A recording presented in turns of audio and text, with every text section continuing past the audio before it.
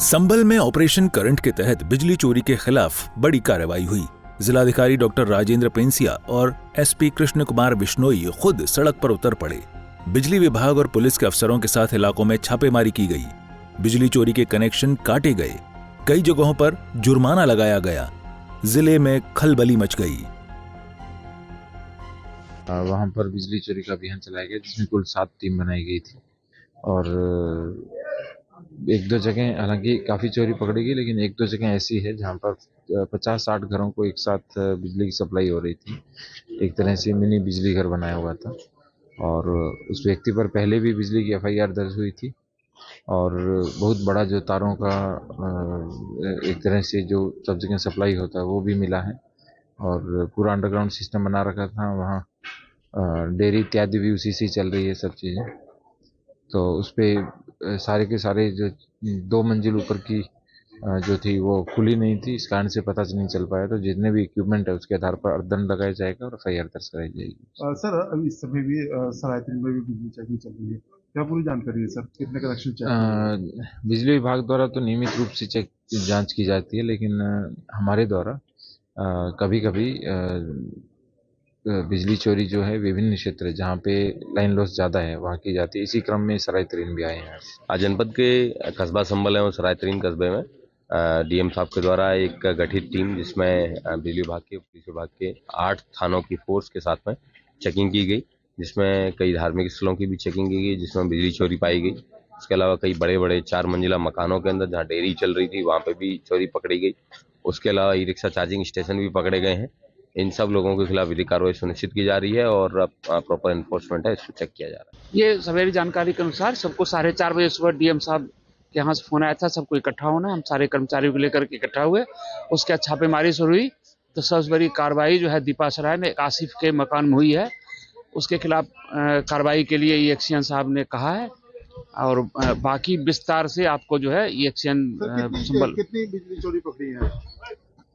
सबसे मुख्य मामला वही है, आसिफ के घर का ही बहुत बड़ा मामला। कई घरों को सप्लाई करता था, डेयरी चलाता था, बहुत बड़ा मामला है वो। चल रही है चेकिंग अभी चल रहा है। हम लोग DM साहब का आदेश फिर जा रहे हैं, चौधरी सराय बुलाया जा रहा है। ठीक।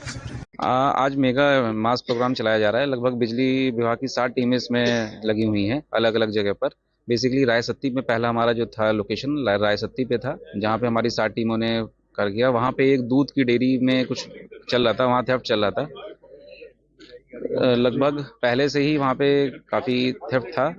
वहाँ पे उस एरिया में वहाँ पकड़ा गया है और उनका मुकदमा दायर कर जाएगा और विधिक कार्रवाई भी की जाएगी साथ में। इसके अलावा फिर हम लोग आगे हकीम सराय इधर साइड भी देख रहे हैं। यहाँ पे भी थोड़ा सा कुछ आइडेंटिफाइड एरियाज हैं थेफ्ट के, सराय तरीन।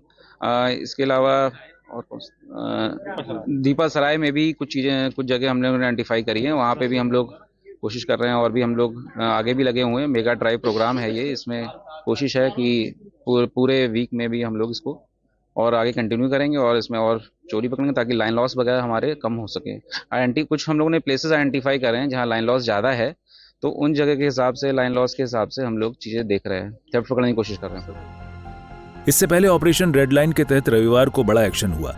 असमोली थाने के हाजीपुर गांव में 1339 वर्ग मीटर सरकारी जमीन पर बनी अवैध मस्जिद को गांव वालों ने खुद रात भर हथौड़े छेनी से तोड़ दिया। सुबह प्रशासन पहुंचा तो मलबा पड़ा था। तहसीलदार धीरेन्द्र प्रताप सिंह ने कहा कि लोगों को सद्बुद्धि आ गई, 3 घंटे में मलबा हटाया गया। तहसील संभल में ब्लॉक असमोली है, यहाँ पे सलेमपुर साहब उर्फ हाजीपुर गांव है। इसमें आबादी के लिए सुरक्षित भूमि थी जो निर्धन व्यक्तियों को पट्टे पर देनी थी और उसके ऊपर मस्जिद का निर्माण किया गया था, जिसको धारा 67 में तहसीलदार न्यायालय के अंदर मुकदमा चला और उसके बाद इनको नोटिस पीरियड का जो 1 महीना होता है और अपील का जो 1 महीना होता है वो भी दिया गया और उसके बाद सब लोगों ने इसको स्वयं ही ध्वस्त कर लिया और जो मलबा इत्यादि बचा है वो हमारे द्वारा यहाँ से उठवाया जा रहा है, क्लेम किया जा रहा है। और सबसे अच्छी बात ये है इसमें कि जो भूमि जिनके लिए थी उन्हीं को दी जा रही है और आज हम 20 निर्धन लोगों को जो भूमिहीन हैं उनको रहने के लिए पट्टे दे रहे हैं। सर कब से ये मस्जिद बनाई गई थी?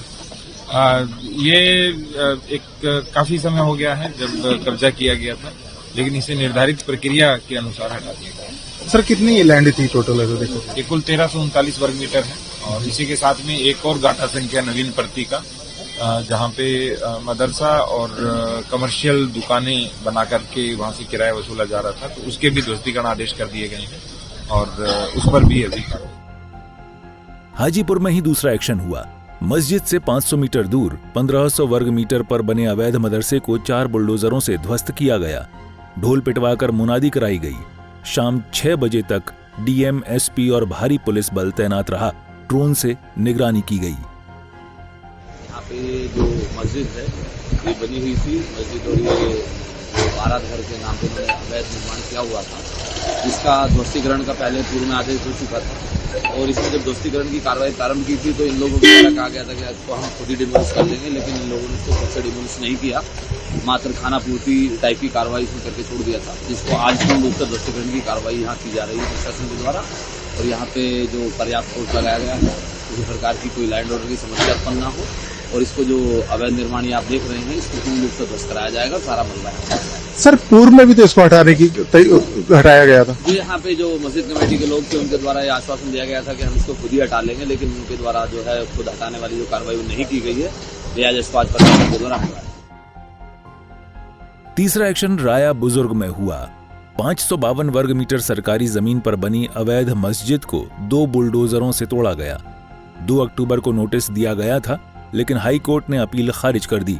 प्रशासन ने कहा कि अवैध कब्जा बर्दाश्त नहीं। ये गाटा संख्या 537 है, 1339 वर्ग मीटर। इस पर कथित रूप से एक मदरसे का निर्माण कराया गया है, जबकि इस पर दुकानें बनी हैं और इस पर व्यावसायिक गतिविधियां हो रही हैं, जिसको मदरसा कहा जा रहा है। वो कमरे पूरे खाली पड़े हैं, न तो उसमें बच्चों के बैठने की कोई जगह है। इससे इस पर 67 की कार्रवाई की गई थी। आज से 2 महीना पहले बेदखली का आदेश भी पारित कर दिया गया है और इस पर 52 लाख रुपए का हर्जाना आरोपित किया गया है, परंतु इन लोगों ने आज तक इस भूमि को कब्जा मुक्त नहीं किया। आज उसको कब्जा मुक्त कराया जाएगा और हम जिलाधिकारी महोदय से अनुरोध करेंगे कि इस पर कोई अच्छा स्कूल या हॉस्पिटल के लिए शासन से को प्रस्ताव भेजेंगे। संभल में ऑपरेशन करंट और ऑपरेशन रेड लाइन से अवैध कब्जों और चोरी पर लगाम लगी। डीएम, एसपी की सख्ती कानून का राज कायम कर रही है। सार्वजनिक भूमि मुक्त होगी। ब्यूरो रिपोर्ट, सूर्या समाचार।